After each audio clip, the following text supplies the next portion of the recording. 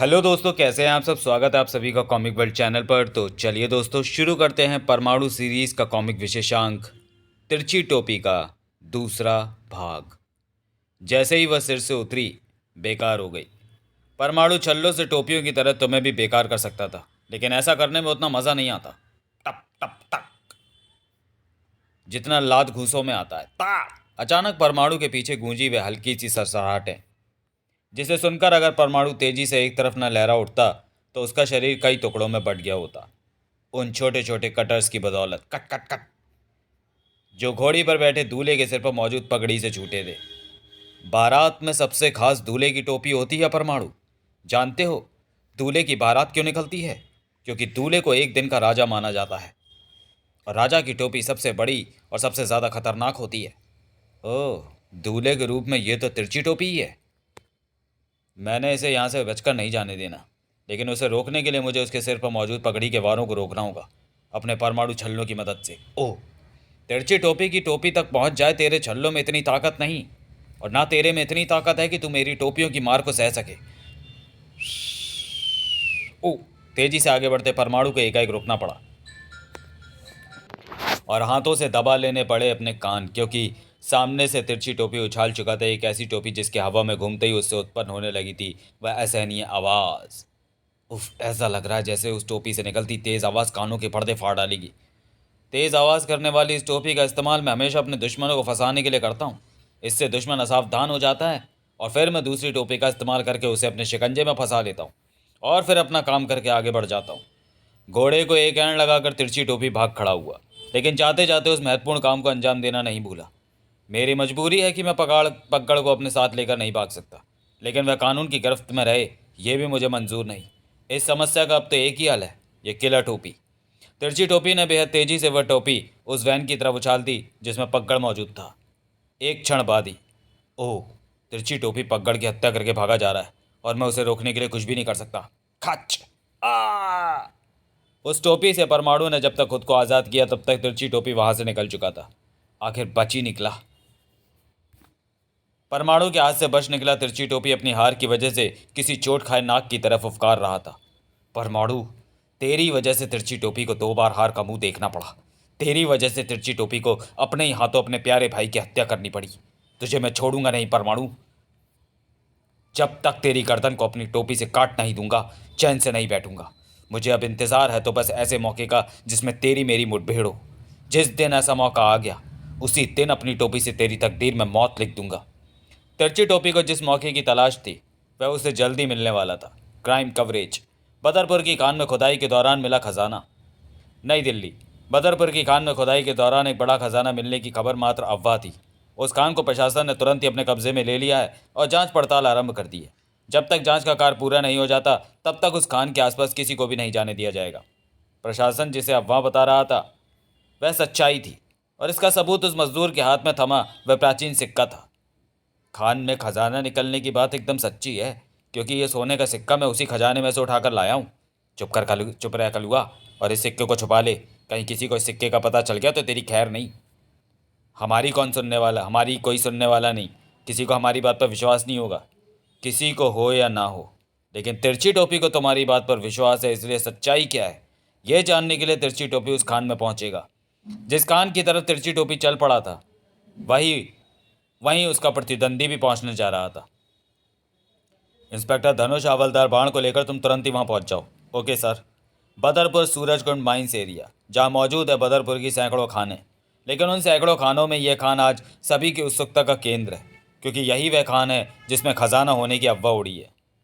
पूरी तरह से सुरक्षा कर्मियों से घिरी हुई है यह खान। लेकिन आज यहाँ कुछ गड़बड़ होने वाली थी, क्योंकि वहाँ पहुंचा था इंस्पेक्टर विनय। मैं इंस्पेक्टर विनय दिल्ली पुलिस से यहाँ सुरक्षा व्यवस्था के लिए आया हूँ। अरे भाई, कुछ सुन रहे हो मैं क्या कह रहा हूँ? हाँ, मैं सब सुन रहा हूँ। कौन हो तुम? मेरे झकझोरने से तो ये ऐसे चौंका है जैसे गहरी नींद से जागा हो। और यही क्या, यहाँ खड़े हर सुरक्षाकर्मी की यही हालत है? क्या हुआ है इन्हें? कहीं कुछ गड़बड़ तो नहीं? तुरंत ही सक्रिय उठा इंस्पेक्टर विनय का मस्तिष्क। तुरंत ही वह धनुष बाण की तरफ पलटा। यहाँ कोई गड़बड़ लगती है। तुम इन सुरक्षाकर्मियों से पता लगाने की कोशिश करो, मैं आगे देखता हूँ। धनुष बाण के कुछ बोलने से पहले ही विनय ने दौड़ लगा दी, जबकि ठीक उसी समय खान के अंदर आपका भी जवाब नहीं मंत्री जी। अगर आपने सही समय पर उन मजदूरों का मुंह बंद करके अफवाह वाली बात न उड़ा दी होती, इस खान से निकले खजाने के बारे में सारी दुनिया जान जाती। फिर इस पर सरकार का हक हो जाता, हमें इसमें से खोटा सिक्का भी नहीं मिलता। जबकि अब हम सब मिलकर इसे पूरे का पूरा पचा जाएंगे और किसी को कानो कान खबर नहीं होगी, क्योंकि जांच करने वाले भी हम ही हैं और इसे पचाने वाले भी। हा हा हा हा। सभी के कंठ से गूंजा ठहाका। उसी के साथ गूंजी लहू में सर्द लहर दौड़ा देने वाली वह आवाज़, सफ़ेद टोपी पहनकर काले कारनामे करने वाले तुम इस खजाने को छू भी नहीं पाओगे, क्योंकि उससे पहले ही तुम पर टूट पड़ेगा तिरछी टोपी का कहर। ओह, इसने हमारी सारी बातें सुन ली हैं। गोली मार दो इसको। गोली मारने के लिए आग से निशाना साधना बहुत ज़रूरी है, और निशाना साधने के लिए बहुत ज़रूरी है आंखें खुली रखना। उफ, ये तेज़ रोशनी। मेरी आंखें। मेरी टोपी से निकली तेज़ रोशनी ने तुम्हारी आंखों पर जो असर डाला, उसकी वजह से तुम अपनी आंखें सदा के लिए गंवा चुके हो। अब अगर जिंदगी गंवाना नहीं चाहते तो हटो रास्ते से। ताक ठक। तिरछी टोपी ने कदम आगे बढ़ाए। अब ये खजाना मेरा और मेरे बाप का। पराई चीज़ को जो अपने बाप का समझता है, उसको उसके गाल सुझाने के लिए परमाणु हर समय सक्रिय रहता है। फड़ाक। परमाणु, तू यहाँ भी पहुंच गया। ये तो सिर्फ खान है तिरछी टोपी। तुम जैसों का आतंक समाप्त करने तो परमाणु पाताल में भी पहुंच सकता है। ताड़। पाताल तो मैं तुझे पहुंचा नहीं सकता परमाणु। हाँ, जहन्नुम जरूर पहुंचा सकता हूँ शायद। ओह, सही समय पर बचा मैं। अगर एक क्षण की भी देरी हो जाती तो ये सब बल शरीर के आर पार हो जाता। बहुत तेज है तेरी निगाहें, गोली की रफ्तार को भी देख लेने में सक्षम। लेकिन अब तेरी ये आंखें फिर कभी कुछ भी देखने लायक नहीं रह जाएंगी। उफ, ये तेज लाइट। टोपी से निकली तेज रोशनी ने परमाणु को पल भर के लिए अंधा ही कर दिया, जिसका भरपूर फायदा उठाया तिरछी टोपी ने। सामने वाले की आंखें बंद हों तो कोई भी किसी को मिनटों में धराशायी कर सकता है। ताड़। ऐसा हर बार नहीं होता तिरछी टोपी, क्योंकि अगर तुम पूरी तरह सतर्क हो तो आंखें बंद होने के बावजूद भी तुम अपने सटीक अंदाजे से सामने वाले का ना सिर्फ वार रोक सकते हो, बल्कि उस पर अपना वार भी कर सकते हो। धड़ाक। आह! यही टोपी है ना जिससे निकलती रोशनी किसी को भी अंधा कर देती है। ले, टूट गई ये टोपी। कड़ाक। अब तेरा थोबड़ा टूटेगा। फड़ाक। फुटबॉल की तरह उछलकर दूर जा गिरा तिरछी टोपी। एक दूसरी टोपी को अपने सिर पर लगाकर गरजता हुआ संभला। खान में सिर्फ इंजीनियर की नहीं, बड़े पत्थरों को तोड़ने के लिए बमों की भी ज़रूरत होती है। इसलिए मैं इंजीनियर टोपी के साथ साथ ये टोपी भी लाया हूँ, जिससे छूटेंगे वे बम जो तुझे फना कर देंगे। तिरछी टोपी की टोपी से निकले बम से परमाणु तो बच गया, लेकिन खान की दीवार न बच पाई। एक भीषण धमाके के साथ दीवार से टकराए बम ने उस दीवार के साथ साथ सारी खान के अस्तित्व को हिला डाला। पड़ाक। दूसरे ही पल मानो वहां भूचाल आ गया। पूरी खान भरभरा कर गिरने लगी थी। ओह! इसी के साथ मानो परमाणु की आंखों में खून उतर आया। ये तूने क्या किया बेवकूफ? बम के धमाके से पूरी खान गिरने लगी है। था, हम दोनों के यहाँ मरने का इंतजाम कर दिया तूने। दो नहीं, हम में से सिर्फ एक की समाधि इस खान में बनेगी, और वो निश्चित ही तू होगा परमाणु, क्योंकि नर्व केमिकल से बुझी ये आलपिने तुझे बेहोश करके मरने के लिए यहीं गिरा देंगी। उफ! और मैं यहाँ से भाग खड़ा हूँगा। लेकिन आगे खान की छत टूट कर गिर रही थी। पड़ा। खान से बाहर निकलने का रास्ता लंबा है, इसे बेहद तेज गति से ही पार किया जा सकता है, और मैं ऐसा कर नहीं सकता। इसलिए बाहर निकलने का प्रयास छोड़कर अपनी मौत का इंतजार करना चाहिए। एक सेकंड, शायद मैं बच सकता हूँ। परमाणु बेहद तेज गति से उड़ सकता है। मैं इसकी गति से मौत की इस खान से बच सकता हूँ, और मुझे ऐसा करने से कोई नहीं रोक सकता, क्योंकि परमाणु बेहोश है। अब मुझे सिर्फ इतना करना है कि मैं परमाणु को अच्छी तरह से जकड़ लूँ और फिर परमाणु की बेल्ट के स्विच को दबाऊँ, जिसे परमाणु ने मुझसे लड़ते वक्त उड़ने के लिए दबाया था। इसके दबने से परमाणु का बेहोश शरीर मुझे लेकर उड़ जाएगा। अब मुझे बस परमाणु के शरीर को दिशा देनी है, ताकि मैं दीवारों से बिना टकराए खान से बाहर निकल सकूं। द्रुत गति से उड़ते बेहोश परमाणु के शरीर का सहारा लेकर तिरछी टोपी जल्दी खान से बाहर आया। याहू! मैं मौत के मुंह से बाहर निकलने में कामयाब हुआ, और अब मैं कामयाब होऊंगा परमाणु नाम के इस दुश्मन को खत्म करने में। जबकि परमाणु का शरीर तुरंत ही परमाणु के शरीर को छोड़कर ज़मीन पर आ टिका तिरछी टोपी, जबकि परमाणु का शरीर अभी भी हवा में उड़ रहा था। परमाणु की सबसे बड़ी खूबी ही उसकी जान की सबसे बड़ी दुश्मन बन गई है। उसका बेहोश शरीर हवा में अनियंत्रित उड़ रहा है, लेकिन ज़्यादा देर तक उड़ता नहीं रहेगा, क्योंकि यहाँ चारों तरफ मौजूद है पहाड़। बेहोश उड़ता हुआ परमाणु जिन से जल्दी टकराएगा, और जैसे ही ऐसा होगा वैसे ही हवा में परमाणु नहीं, उसकी लाश उड़ती दिखाई देगी। परमाणु के बेहोश शरीर को 100% मौत की तरफ जाता छोड़कर अपने रास्ते की तरफ बढ़ गया तिरछी टोपी। जबकि इधर परमाणु को देखकर उछल पड़े इंस्पेक्टर धनुष और हवलदार बाण। वह तो परमाणु है सर जी। हाँ, लेकिन अनियंत्रित उड़ता हुआ साफ लग रहा है कि वह बेहोश है। गंभीरता को समझने में एक क्षण भी बेकार नहीं किया इंस्पेक्टर धनुष ने।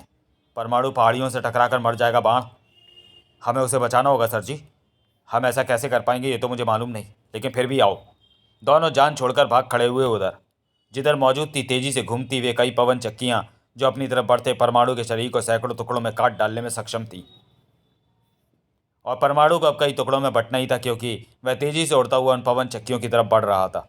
और जैसे जैसे परमाणु और उसकी मौत के बीच का फासला कम होता जा रहा था, वैसे वैसे बढ़ रही थी उसे बचाने वालों की परेशानी। लेकिन उनकी परेशानी और बेचैनी के बढ़ जाने से परमाणु का बढ़ जाना रुकना नहीं था।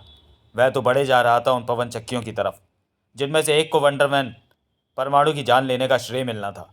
परमाणु के शरीर के परखच्चे उड़ाने का गौरव प्राप्त होना था। और वह खुशनसीब पवन चक्की कौन सी थी, इसका फैसला होने में अब सिर्फ एक ही पल बचा था। मगर उस पल में अपनी जान पर खेल जाने का फैसला किया इंस्पेक्टर धनुष ने। सर जी, ये आपने क्या किया? अपने सुपर हीरो के खत्म होने के गम में आप पहाड़ से कूद गए। मेरा ये प्रयास आत्महत्या करने का नहीं, परमाणु को बचाने का है। अगर इस प्रयास में मेरी जान भी चली जाए तो गम नहीं। परमाणु को बचाने के लिए साक्षात मौत के मुंह में छलांग लगाने की कोशिश की थी इंस्पेक्टर धनुष ने। और ये उसकी और परमाणु की खुशकिस्मती थी कि अपनी उस कोशिश में उसे मिली थी सफलता। इंस्पेक्टर धनुष से परमाणु को पकड़ने में ही नहीं, उसे पवन चक्की से दूर ले जाने में भी सफल हुआ। उफ, बाल बाल बचे। अब मुझे इसी तरह परमाणु के उड़ते शरीर को दिशा देकर उसे नीचे ले चलना है। खुशी से नाच उठा अपने सीनियर का वह कारनामा देखकर हवलदार बाण। हुर्रे, कमाल कर दिया सर जी। अब तक तो परमाणु ने हमारी जितनी भी मदद की, एक झटके में आपने उन सभी के एहसान उतार दिए। होश में आने के बाद जब परमाणु को सारी स्थिति का पता चला तो उसके भी रोंगटे खड़े हो गए। ओह, मेरे उड़ने की शक्ति का कोई ऐसा खतरनाक इस्तेमाल कर सकता है, ये मैंने सोचा भी नहीं था। जान बचाने का शुक्रिया दोस्त। मेरी जान बचाकर इन्होंने साबित कर दिया कि विनय के लिए इनका स्वभाव कैसा भी हो, लेकिन परमाणु के लिए ये जान भी दे सकते हैं। फिर परमाणु वहाँ नहीं रुका। तिरछी टोपी को गिरफ्तार करके ही अब मुझे चैन से बैठना है। लेकिन सवाल यह है कि वो मुझे मिलेगा कहाँ। परमाणु की गिद्दी सी निगाहों को तिरछी टोपी नहीं दिखा। तो चलिए दोस्तों, वीडियो को यहीं समाप्त करते हैं और मिलते हैं तिरछी टोपी के तीसरे और अंतिम भाग में अगले वीडियो में। तब तक के लिए धन्यवाद।